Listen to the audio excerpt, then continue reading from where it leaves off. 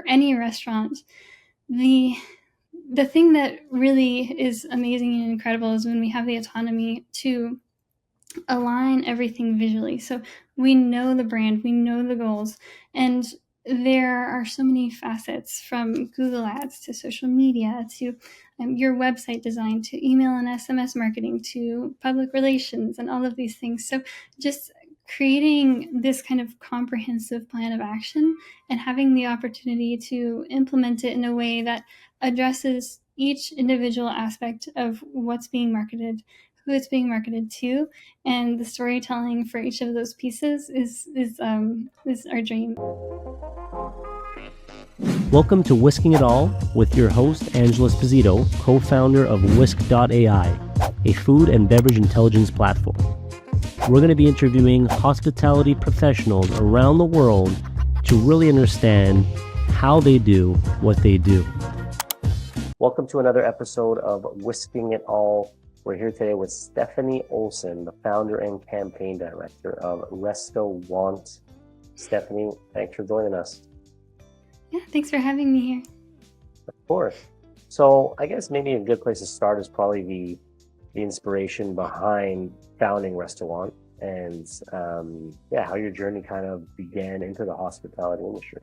So I love talking about it because I've been in marketing for 12, 13 years now, and what kind of started as a development, and I was working with companies not in any specific niche, and what kind of the trend was towards tech and SaaS companies, so software as a service companies.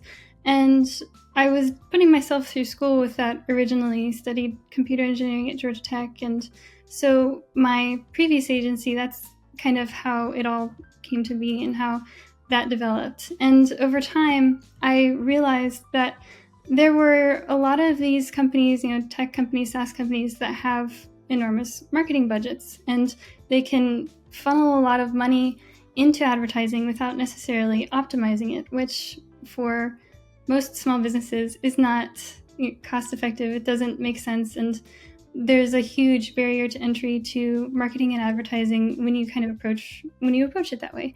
And so over the 10, 12 years that I was building that agency, which was not restaurant specific, I became kind of hyper-focused on continually optimizing ad spend and different campaigns, funnels, types like that.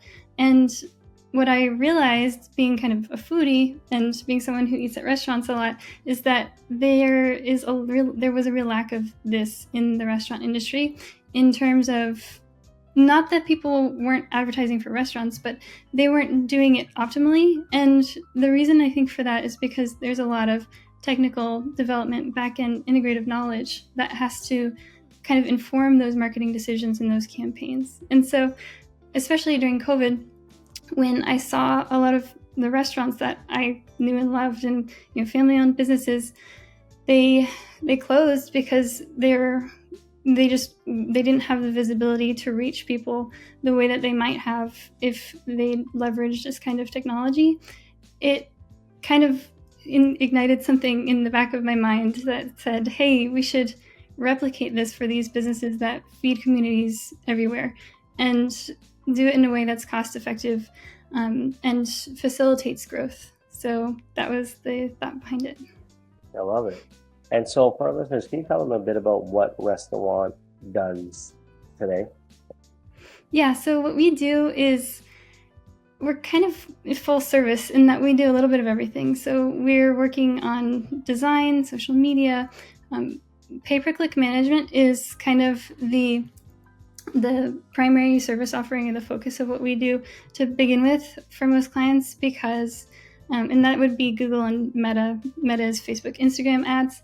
And the reason for that is because it's possible for us to create audiences and segment campaigns in a really, really granular way to make sure that any dollars that are being spent on advertising are trackable in terms of the revenue that's generated and the audience that's being reached. So, for example, if we have a health food restaurant, but they have also burgers, we can segment campaigns to display different campaign creative to people who love burgers, or someone who really loves the fact that that's grass-fed, no seed oils, healthy, organic, those kinds of things. And so the primary offering being Google and Facebook ads, but there is a lot incorporated with that. Every kind of marketing strategy is going to be a little bit different, but web design, web development, those are primary services.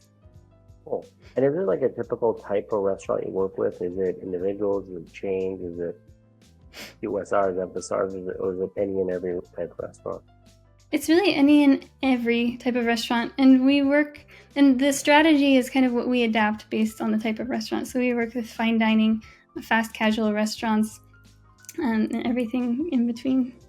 So I know, looking at your website and stuff, I know one of the big things is the art of storytelling, I guess. So I'd love to know maybe how do you guys integrate that art of storytelling into your digital marketing strategies? Yeah. I like to sit down and have conversations right from the start with the restaurant owners that we work with and understand what is the thought behind the restaurant concept. What's the unique value that restaurant has to offer? What's the differentiating factor for between you and the restaurant that's down the street? And the reason for that is because brand development is something that can easily be overlooked. If you're focusing on, hey, I have this amazing food, I've put so much time and energy into this amazing interior design and this really beautiful menu, and the brand aspect is really the thing that adds another level of dimension that really captures people, especially when you're talking about being in a really densely crowded market. The thing that is going to set you apart, stop the scroll in your advertisements, get people to follow you on social media and share you and get you to go viral, that's the storytelling aspect. And so that's what is it that really brings your restaurant to life. And everyone has one. They just might not have put pen to paper yet and shared it. So that incorporating that brand with design, with copy, with the message that you're sharing, all of that is what we think of as storytelling and getting the word out in a way that is really unique to each restaurant. Very cool. And I know one of the main things, right, restaurants, Whisk, we work more on the cost of goods side, right? Like we help with everything cost of goods related. So all the boring but super important stuff. So inventory and invoice management and recipe costing and whatnot. Yeah, important, but dull and tedious. But ultimately, what we see is obviously one of the main things that restaurants are striving for is just, number one, ideally becoming profitable, and number two, increasing that profitability, over time. And so when you think about that, right, like the way we see it is, okay, to be profitable, there's really two levers. Obviously, there's a lot of sub levers, but the two levers is how do we increase revenue, and then how do we decrease costs. And obviously there's a million and one things in between that. That's like oversimplifying it. But thinking about those two things of increasing revenue and decreasing costs, can you maybe touch on how you help them achieve those things using your services?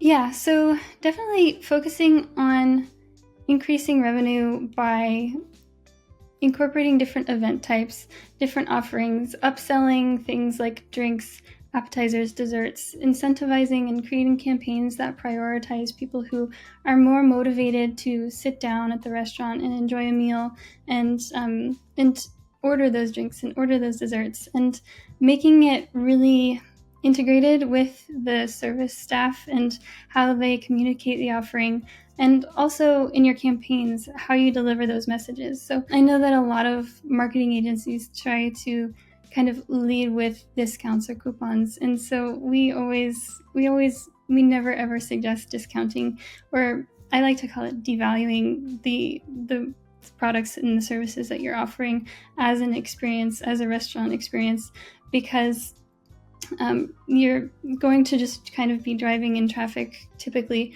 from people who maybe want to take advantage of that offer but might not become lifelong customers who appreciate the time and the energy that goes into creating those dishes.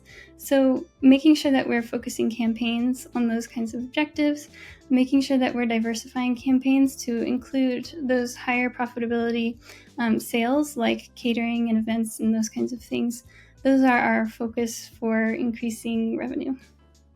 And I guess, can you share or maybe highlight any recent kind of case studies that come to mind, or I guess just any wins, and I know it's hard sometimes, like people ask me, it's hard to pinpoint one when you got a lot of clients, but any kind of just practical wins that you're like, hey, we started working with this client, we were able to do X, Y, Z in terms of ads, and because of that, there was an uplift. Like, any kind of anecdote you can share. Yeah, so we've been working on a huge variety of campaigns, but there's a really fun one that we've been working on in terms of the brand and creative that the owner allowed us a lot of creative freedom in the campaigns, and so they're launching next week, and that's been really fun and exciting. In Atlanta, we also work with a fine dining restaurant we focused on a campaign that ran an advertisement for and a drink tasting, and so those were higher ticket sales, and by leveraging different kinds of approaches like that, we've been able to improve profitability and make sure that those bookings, people have already purchased a ticket for a set price, a set menu, and that also increased productivity on the team inside the restaurant too. So those were some recent wins that we're pretty excited about. And how do you go about tracking them? Like, because I know on one side it's, we speak about brand and awareness and all this, but on the other side, sometimes restaurants are like overwhelmed with all these different solutions, and they're just like, show me the money, like show me that this is working. So how do you go about maybe the flip side of this, where one side is getting the right campaigns and ads and creative and website and whatnot and the right strategy, but then how do you go about the back end of this, which is maybe showing that it's working? Yeah, and this is the thing that I think is the most important, but it's also, I think, the thing that makes the approach that we take unique is that we always focus on integrating everything that we can. So every point of sale system, every tech stack that a restaurant has is going to be different, but wherever possible, we want to make sure that we're tracking orders. So certain point of sale systems will allow you to integrate with platforms like Google Analytics and Google Ads to the extent that you can see exactly how much someone spent after clicking an ad and coming to your restaurant and making an order, sitting at a table. And for others, you might only be able to track events that you sell through your website. Optimizing what we can and taking advantage of the tech stack that they have to identify those what are called conversion events. So what exactly is it that we want the customer to do, and how can we track it?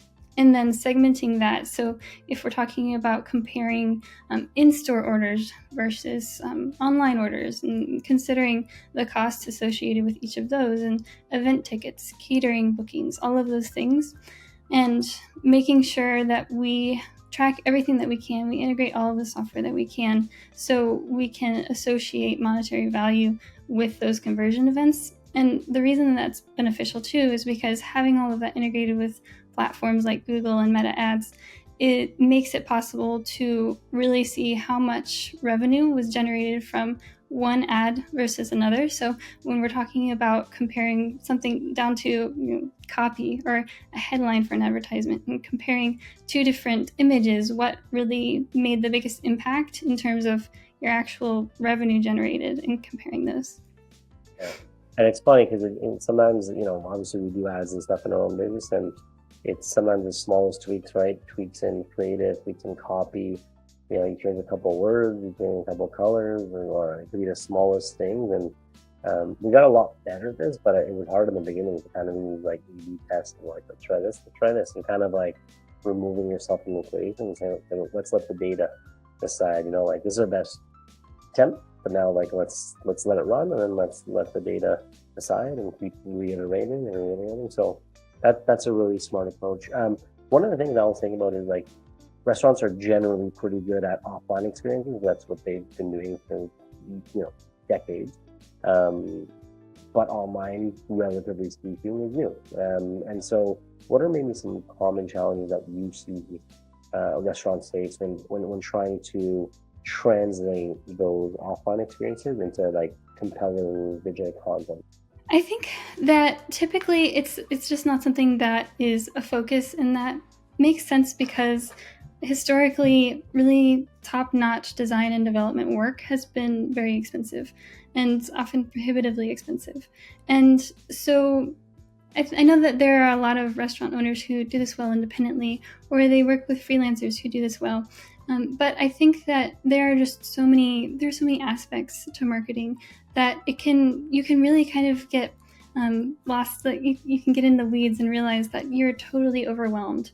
And so I think with a lot of restaurant owners, this is something that can be a real problem, just because if you aren't sure of exactly what you should be doing and why, it is really easy to kind of fall into that trap of, okay, we're spending money here, we're implementing this here, but it's not necessarily cohesive. And so your time and your energy is kind of spilling out into things that aren't necessarily going to be profitable. And in order to work efficiently and in a cost-effective way with restaurant-type businesses, the way that we kind of work together is, okay, month one, what is our focus? And is that we don't have enough customers and we need more customers. This is our first focus. And then following that, okay, we have the customers, but our order values could be better. So we want to increase ticket values. How do we do that? So identifying very specifically, more specifically than that, getting into numbers and details, of course, but what our goals are, and then creating specific plans of action that are laid out from the beginning in terms of, this is exactly the action we're going to take in week 1, week 2, week 3 to accomplish our goal for this month.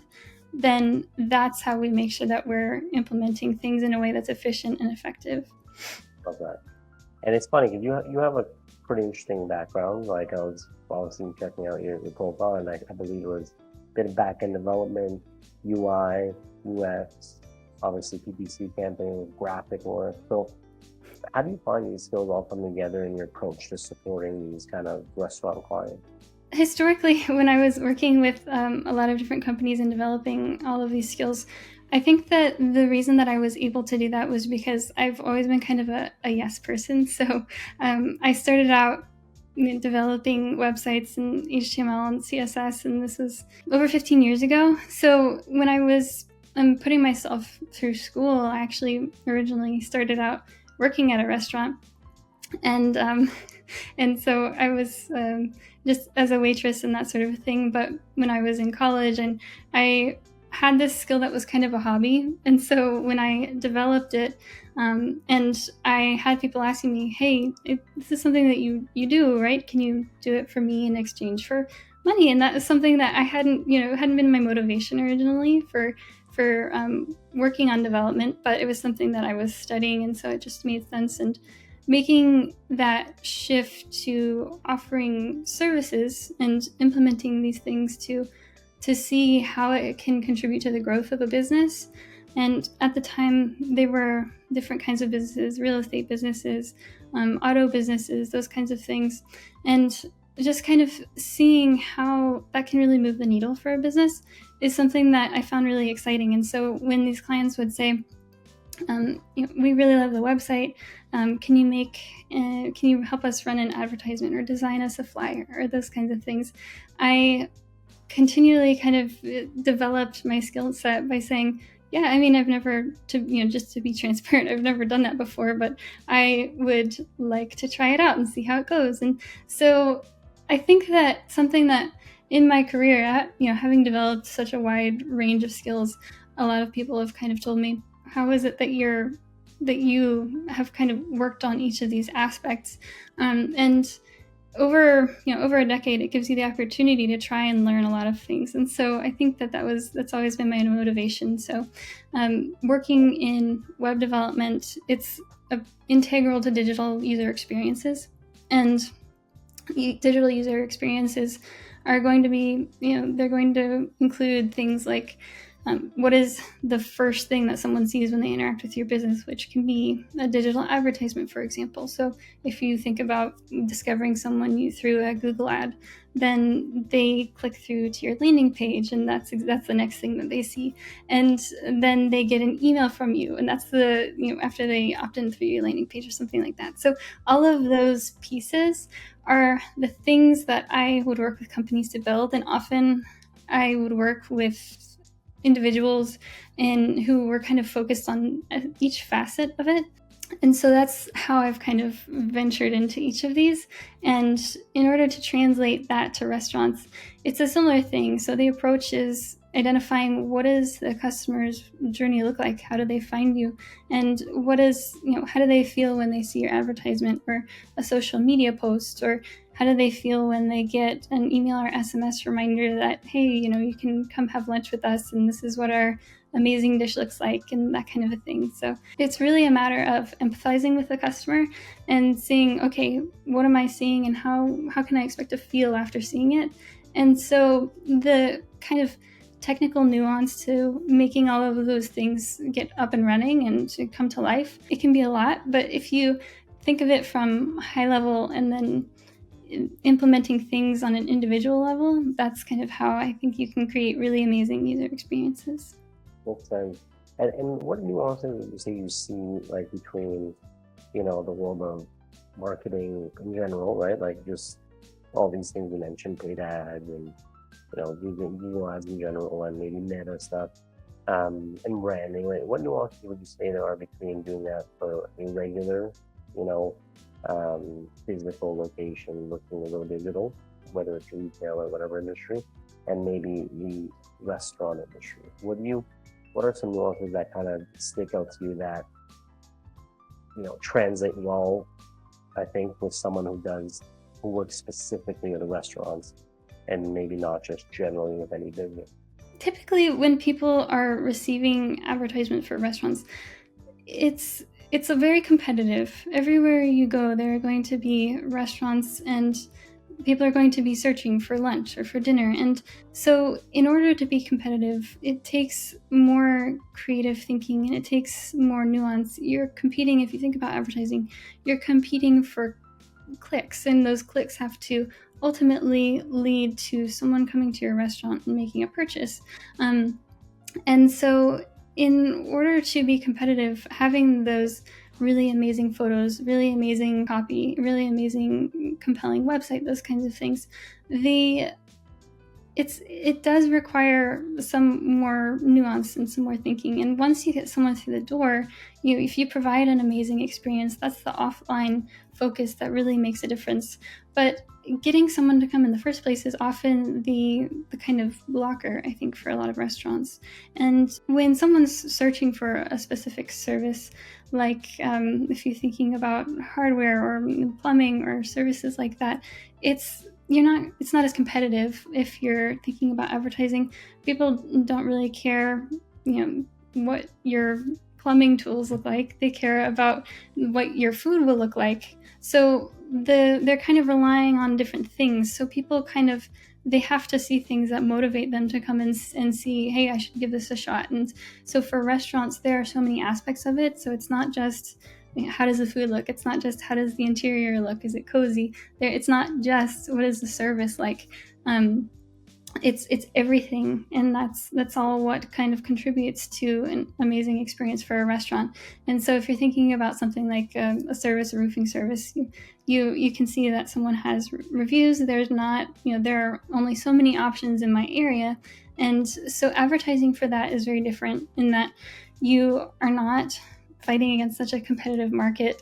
And that's not to say that, I couldn't go enjoy one restaurant in my neighborhood and also enjoy another. But if there are this many options, if you think about being in like a very busy city or something like that, then differentiating yourself and motivating someone to come try you for the first time is often the thing that makes the biggest difference.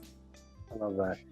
And it's funny because you kind of mentioned this concept that I don't know, years ago, but the idea of moments of truth. And it's true for any business. Like, you have many moments of truth that lead to the overall experience, and they could be differently weighted depending on what that person cares about. But ultimately, what's interesting, I think, about restaurants is that there's so many moments of truth. And if you think about going to, let's say, a full-service restaurant, as an example, with like you're planning your night out, maybe you check their website, maybe you go to their Instagram page, you look at some dishes, maybe you go to the menu, and you reserve. So even the reserving experience, you call in, was it easy, was it just, some type of software like a booking reservation software? Great. How easy was that? You have to put credit card, no, whatever, cool. So there's like that. And then it's like getting to the restaurant, is parking easy? Did it have valet? Then you get inside, what's the first impression? Are you waiting? Do they have your day? sit down, is water served, is it not? Is a waiter down to the person? Is the person serving you nice? Are they cool? Are they kind of cold? And now you're like, oh, why is this person cold? And the crazy thing about these moments of truth, it goes all the way to the end of the night, pretty much. But what's interesting is that sometimes if one or two are off, could have been nice kind of rude, even though like you could have been like from a check mark perspective, you could have been like food good, service quick, but then like parking was a pain in the ass and you can find it, and I don't know, the bill took too long to come. There can be two random moments of truth and you have this kind of skewed perception. And so it's interesting, but it's also one of the reasons I really respect restaurateurs, just because there's so many things that have to go right for the overall experience to be like, yeah, the place is off, I might go back. Yeah, exactly. And that's the thing that we kind of hear a lot of and we focus on too sometimes is the reputation management, and how do you respond to someone when they leave a scathing review, but everything but one of those things went right for them. And so that's something that we like to talk about, making sure that you're making it as easy as possible for people to talk about the things that really went well. And it can be really difficult to get feedback like that online, but making sure that you respond to it in a way that says, hey, we made an adjustment to whatever it is that you had an issue with, and we really hope that you'll try us out again. And making sure that in the restaurant you have those opportunities for people to leave those positive reviews, because if we're talking about it from the kind of digital marketing side of things, everyone looks at reviews, and making sure that at the end of a meal, this is something I always suggest, if someone had a really great experience, make sure that you ask the server to give them like a little card with a QR code that says, hey, it really makes a difference for us as a business if you leave a review. And that gives people the opportunity and a kind of gentle reminder to leave a review and they have a good experience, because I think a lot of some people are going to be upset no matter what, and they're going to maybe be more motivated to write a negative review. And if everything goes right, people don't always think, okay, I should write something about this, but I think some people might be more inclined to write about a negative experience, which can be really frustrating when there's so many aspects to juggle for so many people every day. I call that the DJ effect.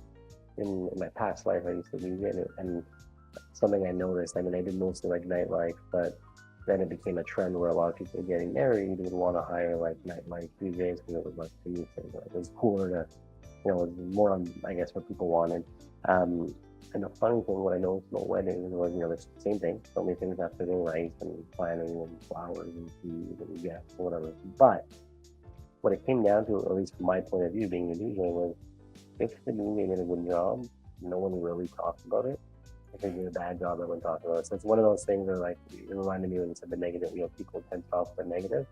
That was my rule of thumb. If no one says anything, obviously once in a while someone says something extra positive, that's ideal, like, oh, it was amazing. But in general, if it's good, no one's talking about it because they're drinking and they're dead, so no one's talking about it. So I call it the DJ effect, where, like, if everyone had a good time, great. You're not going to hear it. Like, a DJ, you're probably not going to get many compliments. Yeah. So that's the compliment. If there's no news, that's good news kind of thing. Whereas if it's bad, you'll hear. And so it's true that I guess it's kind of human nature, and especially in the restaurant industry, when you're upset, or I guess hospitality in general, right? You think about Airbnb, something goes wrong, you're ready to give that 1 star less.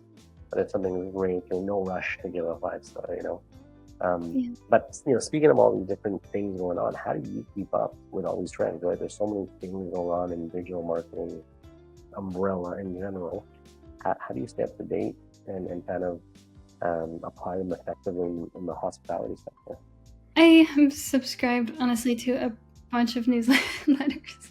So for whether it's restaurant related or marketing related, so I kind of just weed through what comes to my inbox. But I think but as you're implementing and you're working on these different platforms, you get a lot of events. There are a lot of events that come up, a lot of webinars, a lot of documentation updates. And so working, just implementing it, you kind of can't help but have to come up to speed with what's new and what's evolving, especially when you're talking about technology. In order to really leverage these things, there are a lot of different channels sharing information about that. And so being someone who's constantly interested in learning new things, I think that's something that has really helped to make sure that we're kind of staying on top of things. And I think that for the things that I am maybe personally not as interested in, like social media, for example, is something that a lot of people really love doing and do really well. And so that's something that I let other people focus on implementing, because I know that my kind of focus is more on those marketing and overall user experiences when it comes to the back-end integrations. So working with people who feel as passionately about those specific facets of the marketing strategy is something that really helps us to make sure we're kind of staying on top of things. Makes sense. And we always have a pretty big restaurant listener base. And so I guess what advice would you give to these maybe restaurant operators or owners looking to improve their online visibility and engagement? Yeah, so most of the restaurants that we speak with have tried advertising on Google or Facebook to some extent. They've boosted a post, they've gone through the kind of campaign setup flow on Google Ads or something like that. And the number one thing that we hear is that we are running ads, but we don't know how they're performing. And so the number one thing that I always suggest, and I would suggest to anyone who spends $1 on advertising, is make sure that you have your account set up in a way that you're delivering advertisements to a specific audience, and each of your campaigns has a specific goal that you're tracking. And so this can be really complicated and nuanced in how it's set up, but it doesn't necessarily have to be. So there are a huge number of resources online to getting up to speed on some of the kind of high-level, simple goals for campaigns and how you would reach specific audiences within your area, and in order to optimize the dollars that you're spending on advertising. So I would suggest that everyone audit what they're running for Google and Facebook ads, because I know most restaurant owners are to some extent, and often they might not realize that their accounts are set up improperly, or Google and Facebook both make it very easy to spend money on advertising, but they make it very complicated to structure your account in a way that is really efficient with your advertising dollars. And so that's something that can always use some tinkering. I know you're also big on maybe photography. So what role does photography play in your strategy at RestauWant? It's funny. The RestauWant name is so clever, but every time I say it, I feel like a baby saying like RestauWant, like a 3-year-old saying RestauWant. When I say it out loud, I'm like laughing at myself saying it because I know it sounds weird, but clever name. But what role would you think photography play in your strategy? When it comes to working with these restaurant clients? Yeah, photography is huge, because when someone's scrolling through, and whether if they're hungry or not, if they see an amazing picture of food, they're going to think, okay, I need to go visit that place. And so having something that's really high impact visually, something that is really framed well, has really beautiful lighting, the contrast is nice, and so it really communicates this is just an amazing representation of the food, especially when you're thinking about competing with everything else that comes up in people's feed on different social platforms and things like that. It has to be something that is really eye-catching and compelling. And so we've had a lot of great success with our photography lately, and we've had a lot of really amazing campaigns that I'm looking forward to sharing on our social platform soon. And the reason for this is because what we've really been focusing on incorporating with our photography and videography is the story of the restaurant. So, not just a kind of a picture of food or a plate of food, but incorporating elements of your brand. So things like menus or anything that has your logo on it that really says this is my restaurant. It's not a stock photo. This is our plate of food, and this is what you can kind of expect here. And making sure that you incorporate some human element, like having people and showing how they're enjoying this, and all of these different aspects that can say, this is what my experience could be like if I was eating here right now. And so making that really compelling it really definitely improves conversion rates for advertisements and any digital campaigns, and print media campaigns as well, of course. And being so involved and obviously with the industry and the digital marketing side, what trends do you kind of maybe foresee in the future? Video is kind of the future, and so having a really wide array of video content is the thing that tends to capture a lot of audiences' attention these days. The focus is really lately on more concise, shorter, sweeter, and so you have just there are a lot of different opinions on what this means for people and that sort of thing, but making sure that you can capture someone's attention in just a few seconds is really integral to whether someone decides to click through your ad and come to your website, come to your restaurant, all of those things. So everything kind of trending toward storytelling that is engaging and really captivating, and nothing that is overwhelming and takes people, it takes people off guard, but it has to align with the brand and that sort of thing, and communicate the story in a way that aligns with your brand, but also aligns with what people can expect to see and would expect to see if they were to be motivated or compelled by what it is that you're advertising. Makes sense.